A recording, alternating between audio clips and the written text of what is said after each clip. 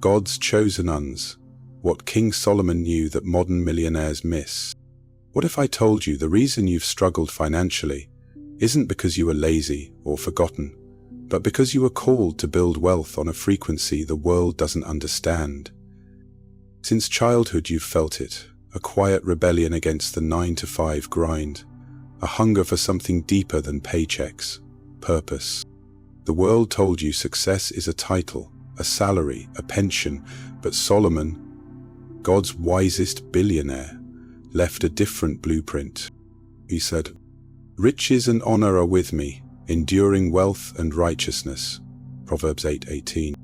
This isn't about chasing money. This is about unlocking the divine system you were born to steward. If you've ever felt punished by poverty, misunderstood in boardrooms, or burdened by a vision too big for your bank account, this message is for you. Because if you are God's chosen one, this was written in heaven with your name on it. God's chosen ones, unlock the Solomon Code. Your wealth was never worldly. It started on a Tuesday. Nothing dramatic. Just a morning like any other. The sun rose behind the curtains, the coffee brewed the same, and the stack of unpaid bills still sat at the corner of the kitchen table, like a reminder I hadn't asked for. But that day, something shifted. Not in my bank account, not in my inbox, but in my spirit. I had just hung up from yet another job interview that ended in polite rejection. My resume looked perfect. My faith had been stretched thin. And as I stared at the quiet hum of my phone, I felt it. That question that had been circling inside me for years finally rose to the surface. God, was I really called to live like this? Because deep down, I didn't just want money. I wanted freedom, purpose, fruit that lasted. And I was tired of pretending that barely surviving was somehow holy. They told me growing up that wanting wealth was prideful, that dreaming big was dangerous, that riches were a test you should pray never to pass. But that never sat right with me, because when I opened my Bible, I saw something different. I saw Abraham with land, livestock, legacy. I saw Esther anointed to rise in palaces. I saw Joseph positioned in famine. And then I saw Solomon, not perfect, but chosen, not greedy, but gifted, not worldly rich, but divinely appointed. And when he prayed, he didn't ask for wealth. He asked for wisdom. And what did God say? "Since you've asked for wisdom, I will give you both wisdom and wealth." 1 Kings 3:12-13. That verse did something to me, because I wasn't chasing money, I was chasing meaning. I didn't want a lifestyle, I wanted a legacy. I looked around my life and realized, maybe I wasn't failing. Maybe I was following the wrong system. Maybe I had trusted the world's path to wealth when I was born to walk in Solomon's.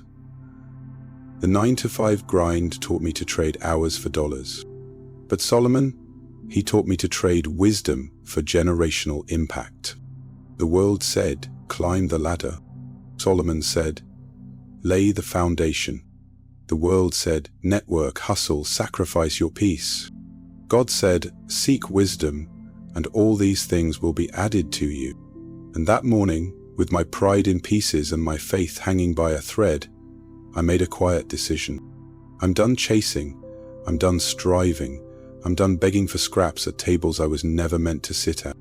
If Solomon could be trusted with wealth because of his wisdom, then I would ask God not just for money, but for understanding. I began to pray differently. Not, Lord, make me rich, but Lord, make me wise enough to carry what you've already prepared. And slowly, I began to see it. A favor that had been following me but never announced itself. The ideas that had visited in dreams but got buried beneath fear. The whispers of opportunity that didn't come through job boards, but divine nudges. It wasn't sudden. It wasn't flashy. It was sacred. Because true wealth doesn't arrive like a check. It awakens like a calling. That week, I reopened an old notebook with scribbles of a business I once dreamed of starting. That month, I cancelled some subscriptions, reworked my budget, and read Proverbs like it was a financial manual from heaven. That season, I stopped trying to prove my worth to people and started remembering who gave me my assignment in the first place. And little by little, overflow started to look less like a number in the bank and more like peace I couldn't explain. Ideas flowed, doors opened, and I realized I wasn't being punished, I was being prepared, not for a temporary breakthrough, but for enduring wealth and righteousness. Proverbs 8:18. See, the world wants you to believe your breakthrough will come through effort alone. But Solomon's code is different. It's not just about working hard. It's about walking in alignment. It's not just about earning. It's about understanding the season you're in and the assignment on your life. And if you've been questioning why things haven't clicked for you yet, if you've obeyed, tithed, served, and still feel stuck, hear me. You're not stuck. You're being shifted out of the world's economy and into heaven's, because your destiny was never meant to be paycheck dependent. Your wealth is not tied to a company, it's tied to a covenant. You weren't born to fit in systems. You were born to build them. And the sooner you stop chasing success the world's way, the sooner you'll start stepping into Solomon's way. So if your spirit is still leaning in, if your heart is still burning with, "This is for me," then get ready. Because the Solomon Code wasn't locked, it was waiting for you to wake up. Part 1. The lie of the 9 to 5. I used to believe the paycheck was the promise, that if I worked hard, stayed loyal, and didn't complain too much, I'd be okay. Rent would get paid, groceries would land in the fridge, life would. But there's a moment every chosen one remembers. The moment you realize the system you gave your whole life to was never built with you in mind. For me, that moment came on a rainy Thursday. I'd just gotten my yearly review. 3 words. You've been reliable, not brilliant, not visionary. It's just reliable. The corporate way of saying thank you for building a ladder you'll never get to climb. I smiled, nodded, said the right things. Then I got in my car, closed the door, and cried. It wasn't about the title. It wasn't about the raise I didn't get. It was the sinking realization that I had chained myself to a system that had no intention of setting me free. And worse, somewhere along the way, I'd made that system sacred. As if the 9 to 5 grind was God's design. As if punching a clock was the highest form of obedience. As if lack was holy and ambition was rebellion. But then I read a verse that shattered the illusion. But remember the Lord your God, for it is He who gives you the ability to produce wealth. Carry on, Deuteronomy 8:18. It hit me hard. The ability to produce wealth didn't come from a paycheck. It came from God. And I had outsourced my provision to people who barely knew my name. See, the world teaches you how to apply, but God teaches you how to multiply. The world gives you limits. God gives you land. And while I was waiting for a company to give me permission to be more, heaven had already written my name on promises that didn't require approval. That night, I didn't sleep much. I started writing, praying, remembering how, as a kid, I had dreams of building something that mattered. Remembering how I used to draw logos on notebook paper for a business I never thought I was worthy to start.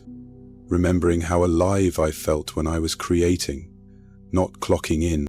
And right there, between tears and old notebooks, I heard the whisper, "You've been faithful to the world's rules, now come learn mine." That was the night I broke up with the lie.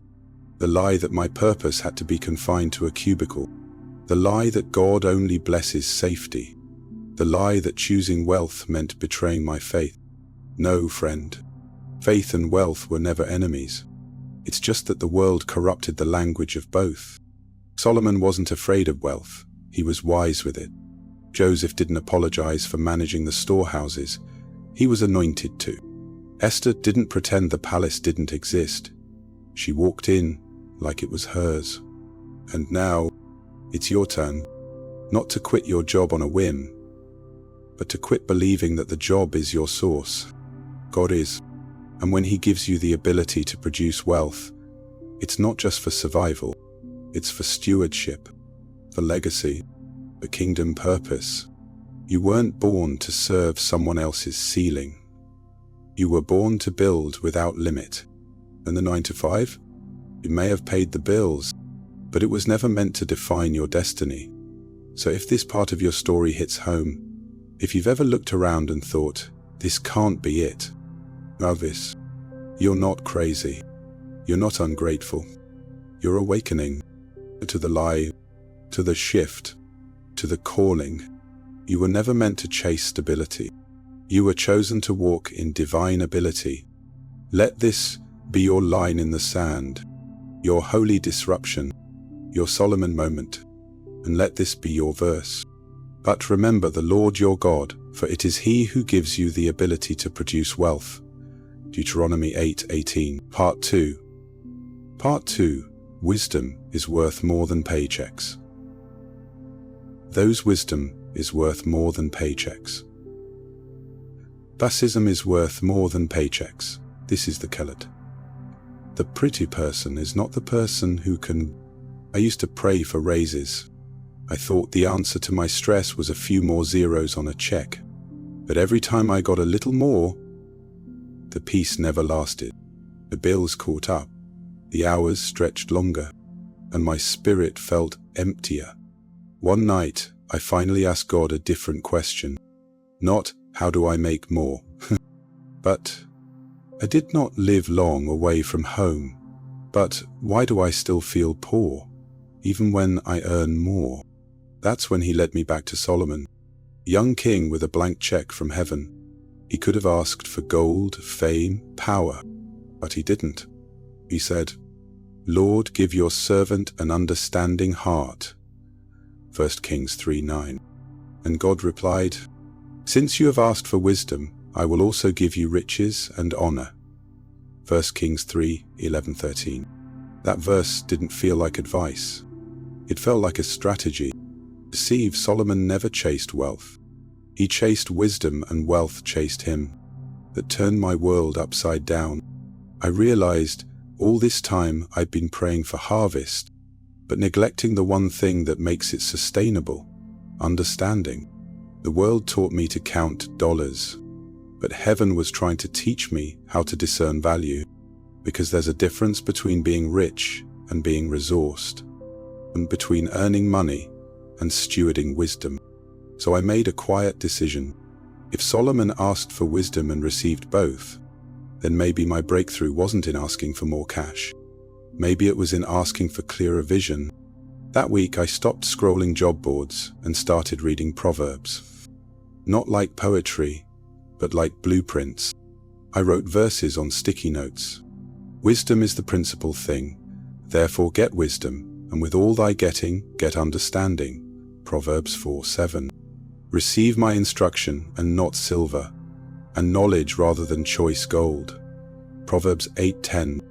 I started journaling, not just what I lacked, but what I was learning.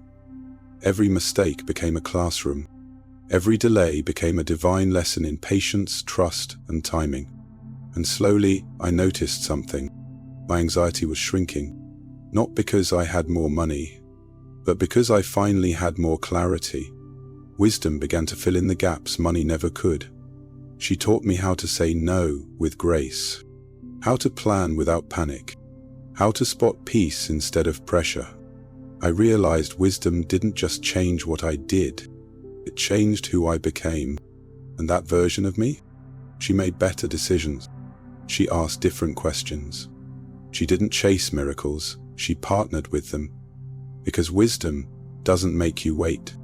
She prepares you for what's already been promised.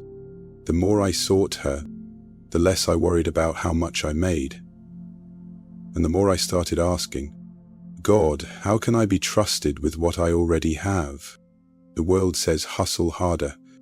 God says, seek wisdom first.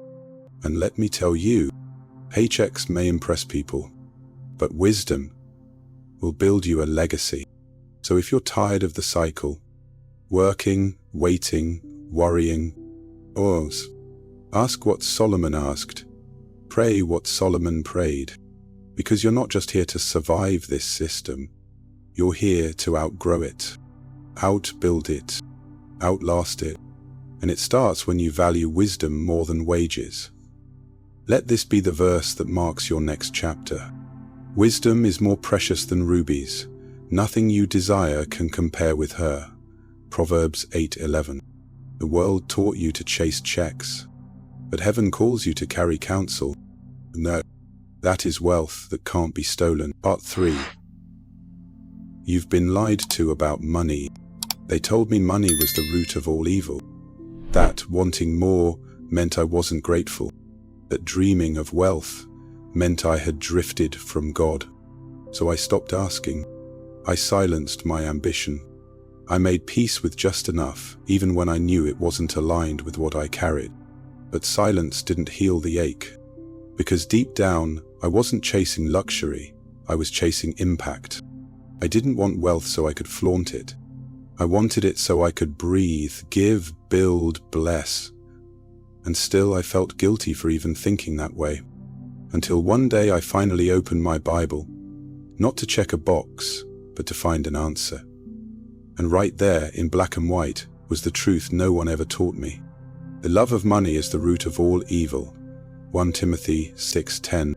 Not money itself, the love, the obsession, the idolatry.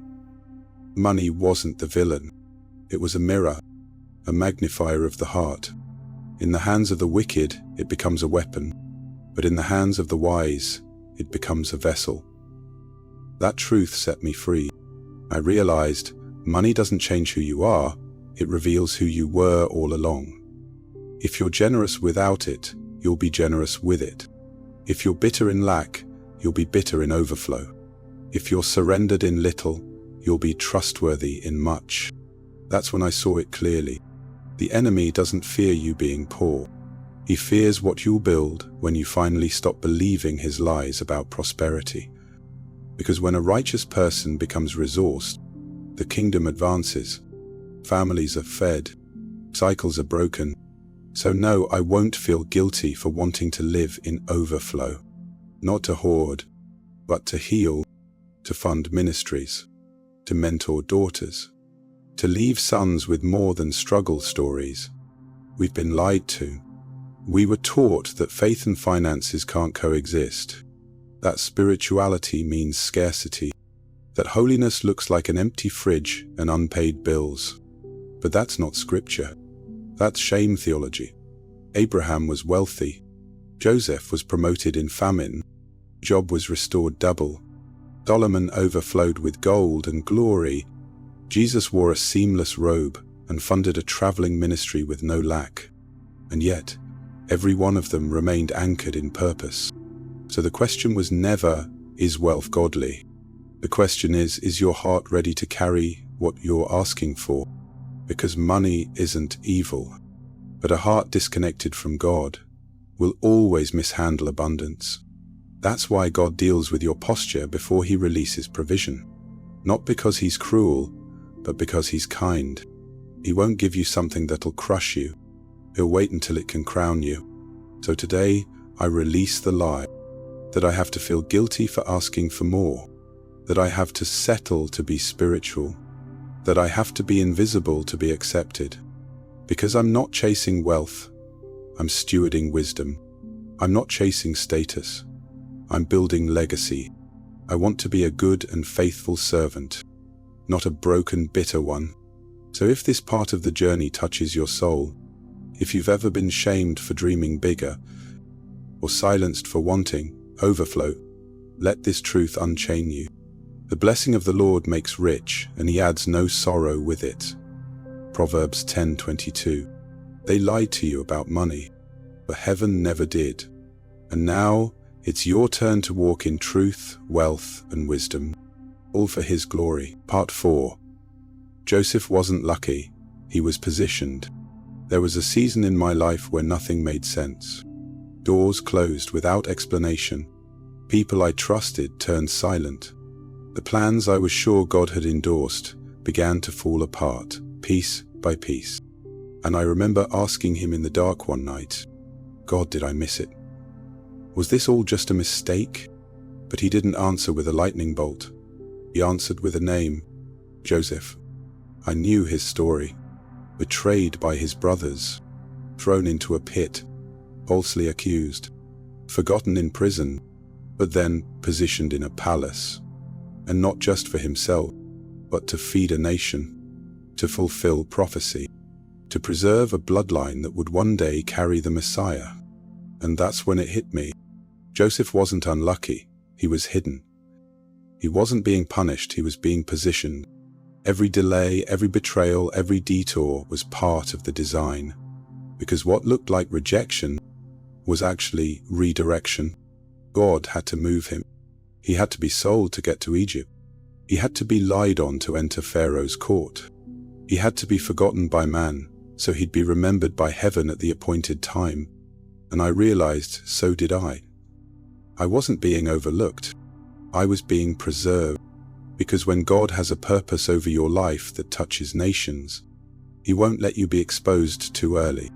He won't let wrong hands carry your vision. He won't let your destiny be rushed by impatience. Joseph didn't climb a ladder, he was carried by obedience. And every step down was actually a step deeper into God's blueprint. That truth wrecked me, because I thought I was being delayed, but I was actually being deployed. Not to comfort, but to capacity. God was stretching my spirit to hold the magnitude of what He was preparing. And that pit I hated, it became the womb of purpose. The prison I begged to escape, it became the pathway to the throne.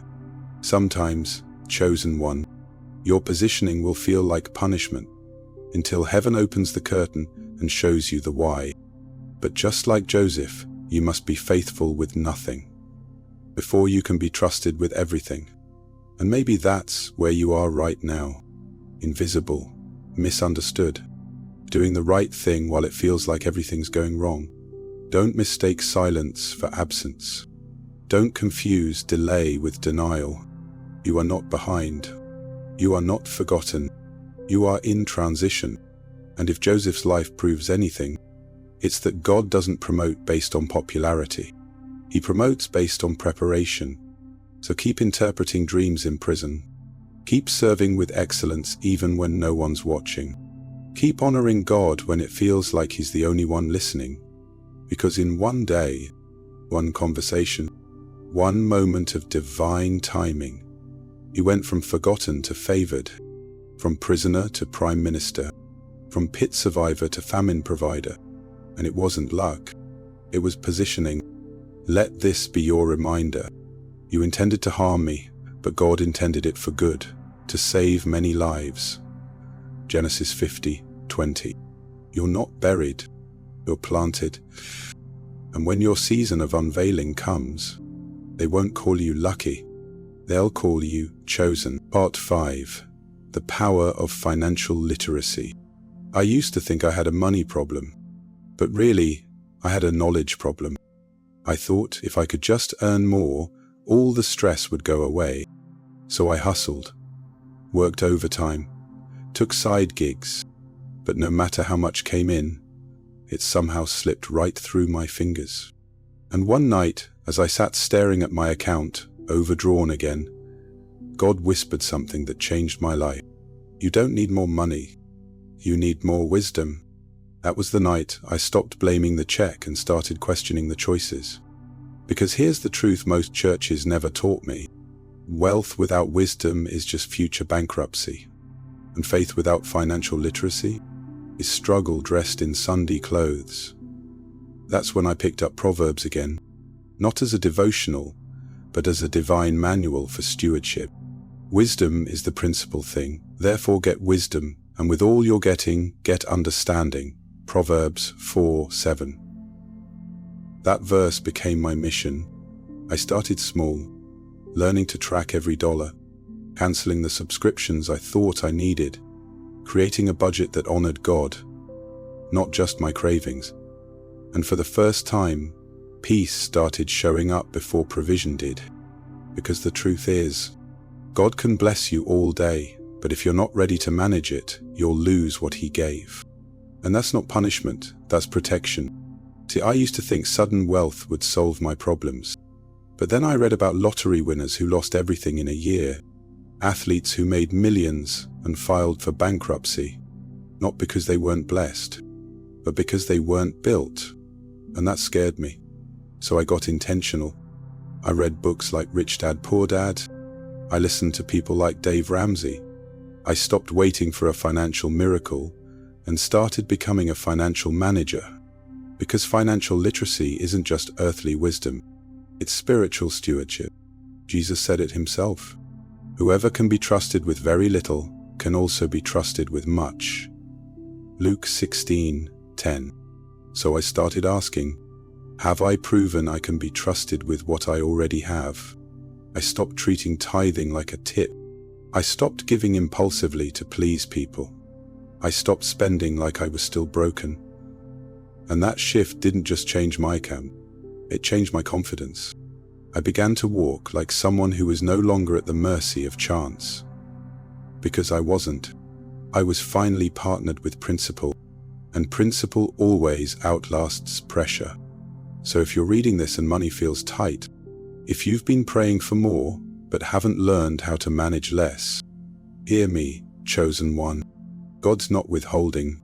He's waiting for you to prepare, to learn, to grow into the overflow you've been praying for. Because kingdom wealth isn't won in a moment, it's built over time. This is the season to become literate in what heaven longs to release. To stop fearing money and start understanding it. To break the cycle not just with prayer, but with practical steps. Because faith doesn't cancel discipline, faith empowers it. And wisdom, she builds what emotion never could. Let this be your anchor today. My people perish for lack of knowledge, Hosea 4:6. You don't need to wait until you have more. You need to learn how to handle what you have now, like someone expecting increase. Because when wisdom meets wealth, stewardship becomes strategy. And strategy? That's where legacy begins. Part 6. The entrepreneurial mindset of ants. There's something holy about watching ants. I'd never noticed it before. Not until the day I sat on my porch praying for a breakthrough and saw a trail of them marching across the concrete. No noise, no recognition, no leader shouting orders, just motion, purposeful, constant, unshaken. And that's when God whispered, "Go to the ant, you sluggard, consider her ways and be wise." Proverbs 6:6. I had read that verse 100 times before, but this time it hit differently. Because I wasn't just asking for provision, I was asking for permission to stop depending on systems that were never built for me. And here was this creature, small, unseen, uncelebrated, building, storing, preparing, multiplying, without needing applause, promotion, or anyone's approval. That's when I realized the entrepreneurial spirit isn't about ego, it's about stewardship. It's not about starting $1 million business. It's about refusing to stay still when heaven has given you something to start with. And suddenly, I saw my hands differently. That recipe I always made, it could feed others and fund my freedom. That advice people kept asking for, it was wisdom worth writing down. That journal full of ideas I never acted on, it was heaven's blueprint collecting dust. And the ant? She became my mentor. She doesn't wait for perfect conditions. She doesn't complain about the weather. She doesn't compare her pace to the others. She just moves. She works while others nap. She prepares while others panic. She builds when no one's watching and harvests when the season comes. And if God called her wise, maybe He's calling you too. Maybe that side hustle isn't too small. Maybe that idea you keep hiding is the very thing God gave you to release the weight you've been carrying. Because sometimes the miracle isn't in the check you're waiting for. It's in the seed you're afraid to plant. When I embraced the ant's mindset, everything changed. I stopped waiting for someone to hire me and started asking, what did heaven already give me to multiply? And you know what I found? Solutions, skills, stories. Things I once dismissed became tools of deliverance. I baked and sold my first batch of bread from my kitchen table. I charged for the consulting I used to give away for free. I taught a class from my living room that funded my rent for 3 months. And no, it didn't make me a millionaire overnight, but it made me a builder. And that's where real prosperity starts. Not in waiting, but in waking up. God isn't asking you to be loud. He's asking you to be faithful, to work in silence like the ant, until your fruit speaks for itself. Because purpose doesn't need promotion. It just needs motion. So if you've been waiting for the right time, the right funding, the right support, and stuff, the ant didn't wait, and neither should you. Let this be your call to move. She stores her provisions in summer and gathers her food at harvest, Proverbs 6:8. Meaning, she doesn't panic when the storm hits, because she built in the sunshine. So today, take inventory. What's in your hand? What's in your heart? What can you start? Quietly, humbly, consistently. It doesn't have to be flashy. It just has to be faithful. And soon, like the ant, you'll look around and realize you've been building the answer to your own prayer all along. Part 7. Crisis, God's Classroom. I never learned more about God than I did in a season where everything fell apart. Not during the good years, not when the bills were paid or the future looked certain, but when I had nothing left but breath. And even that felt borrowed. It was the year I lost my job, not because I failed, because they restructured. Translation, we cut the faithful ones first. I remember staring at the layoff email like it was a death notice. I had bills due, kids to feed, and barely enough energy to keep praying. And I asked God the question no one dares to admit out loud. Are you still with me, or did I mess this all up?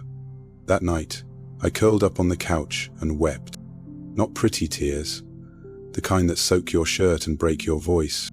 I told God, I can't survive this. And softly, clearly, he responded, you're not meant to survive this. You're meant to be shaped by it.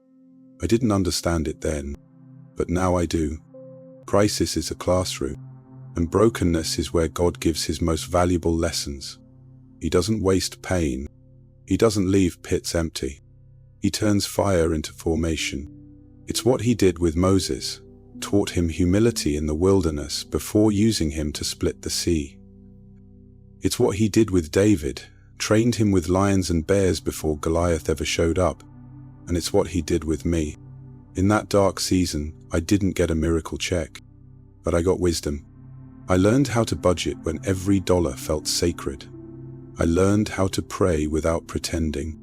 I learned how to lean, not on income, but on insight. I found God in the stillness, not the solution. And somewhere between the tears and the tithes I gave when it didn't make sense, I started to realize I wasn't being buried. I was being built. Built-in resilience, built-in strategy, built-in trust that didn't depend on my circumstance. See, most people want the palace, but they skip the classroom. They want success, but not the shaping. They want promotion, but without the pressure that proves if they're ready. But chosen ones, they're forged in fire. God lets us walk through storms, because he knows what he planted inside us can't drown. So if you're in crisis now, if everything around you looks like chaos and disappointment, don't curse it. Ask it, what are you here to teach me? Because the same storm that knocked others down, God is using to raise you up. That layoff taught me how to launch. That betrayal taught me discernment I never would have learned in peace. That empty fridge taught me the value of stewardship and creativity. And when the harvest came, and it did, I didn't just shout. I stewarded because I had been to class. I had passed the test, and I was ready for the trust that comes with overflow. So if life is testing you now, don't panic. No, don't give up. You're in God's classroom, and let this be your verse. If you faint in the day of adversity, your strength is small. Proverbs 24:10. But your strength? It's growing, quietly, deeply, invisibly. And soon, what you survived will become what you teach others to overcome. This is not your ending. It's your equipping. And when you graduate from this class, you won't just have breakthrough, you'll have blueprint. Part 8. Persistence isn't just discipline, it's worship. There was a season when nothing worked. I prayed, I fasted, I obeyed, and still the door stayed closed. The emails went unanswered. The fruit didn't come. Every day I woke up with hope and went to bed with heaviness. And I remember whispering through clenched teeth, God, I'm still here, but I don't know how much longer I can keep showing up for nothing. But he didn't rebuke me. He didn't shout from heaven. He whispered, you're not showing up for results. You're showing up because you trust me. And in that moment, I saw it clearly. Persistence isn't just about grit. It's an act of worship. It says, even when I see nothing, I believe you're doing something. It says, I won't walk away just because I'm tired. It says, God, I'll keep going, not because it's working, but because I know you are. And that is holy. Because in a world obsessed with instant results, chosen ones are built through consistent obedience. Not flashy, not fast, but faithful. I think about Noah building a boat when there wasn't a single cloud in the sky. About Hannah praying year after year with an empty womb. About the woman with the issue of blood pushing through the crowd after 12 years of pain. None of them saw results right away, but heaven was watching, because persistence tells God, you don't have to prove anything for me to trust you. It redefines success, not as harvest, but as holding on. I remember when I launched my first idea, no likes, no shares, no sales, but I kept posting, you kept praying, you kept preparing, and 3 months later, someone said, I've been watching you. Your consistency is why I trusted your offer. It hit me like lightning. The blessing didn't come because I was loud. It came because I was steady. That's when I learned, your breakthrough will never outrun your persistence. And every day you show up when no one claps, heaven is recording it. Every time you tithe when your bank account trembles. Every time you create when no one sees. Every time you serve when it feels unnoticed. It's not wasted. It's worship. Let this free you. You're not late. You're not failing. You're planting seeds.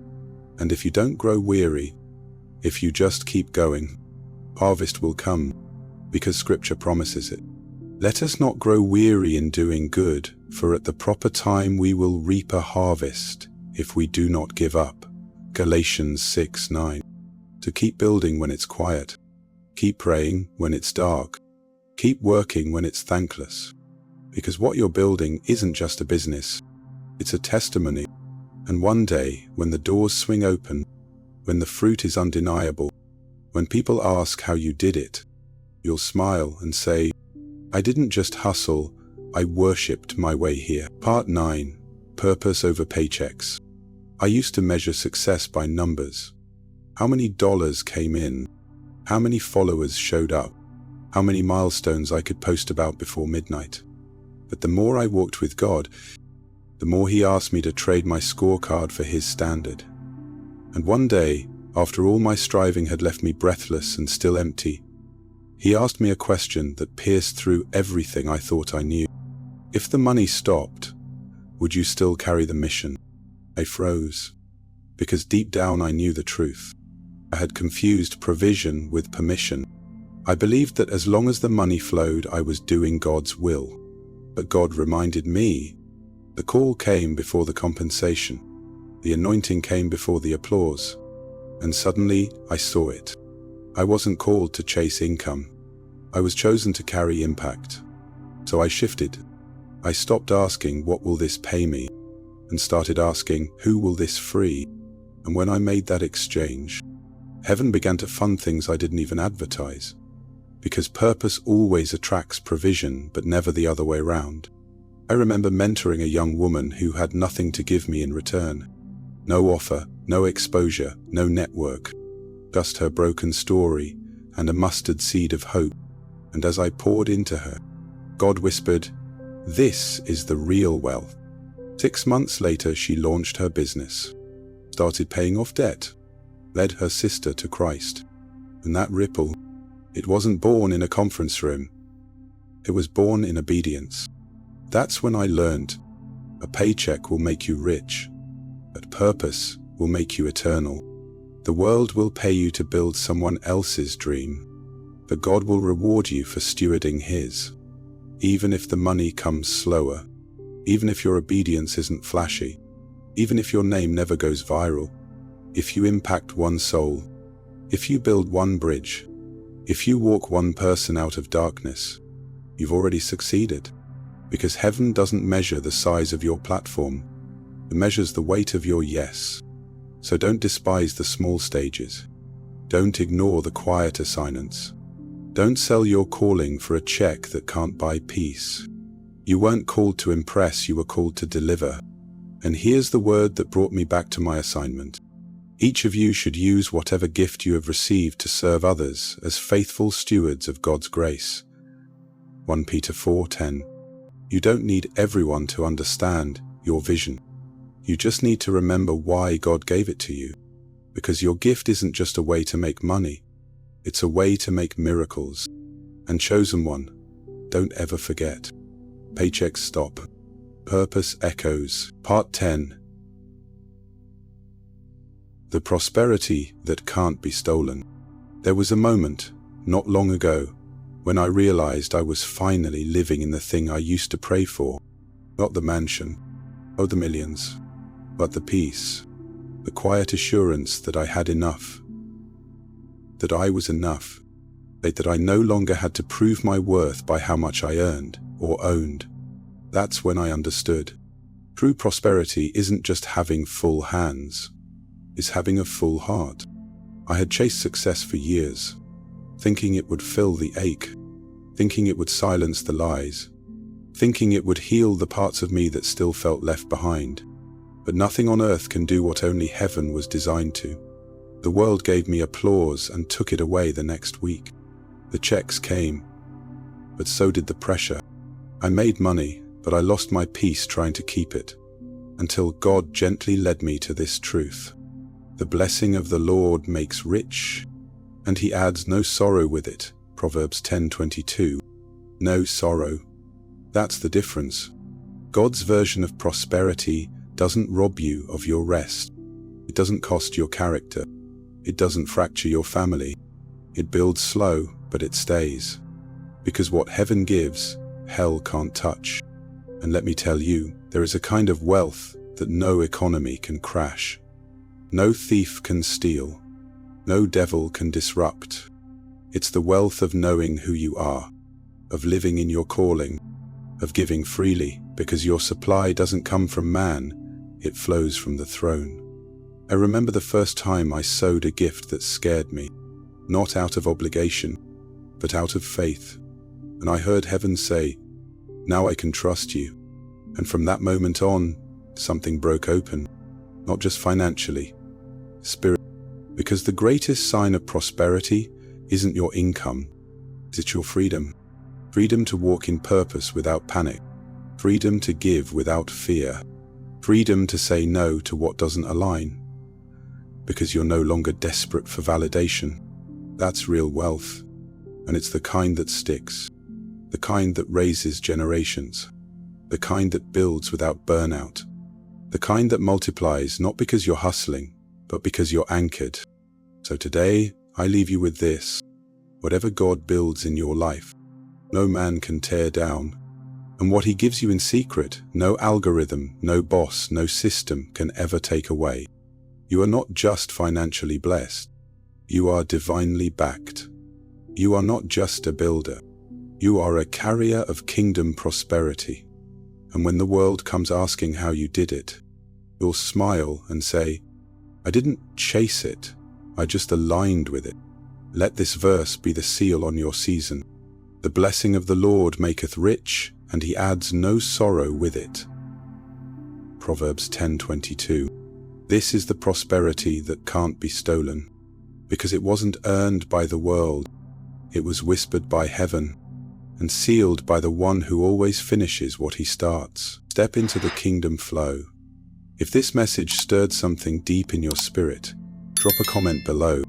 I carry Solomon's code.